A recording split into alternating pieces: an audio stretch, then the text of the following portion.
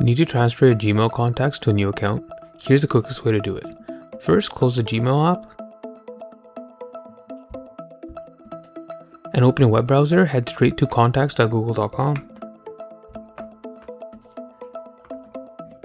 Check the profile icon on top right to make sure you are signed into the right account. Next, tap the export button to the top of the screen.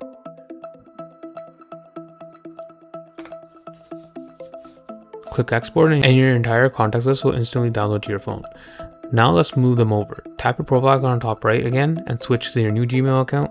If it isn't listed, simply tap add another account to sign in. Once you're in the new account, tap the 3-line menu in the top left corner and select import contacts.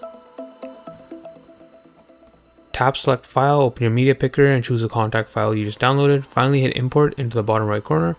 Just like that, all of your contacts are successfully transferred. If this quick guide saved you time, drop a like and subscribe for more straight to the point tutorials.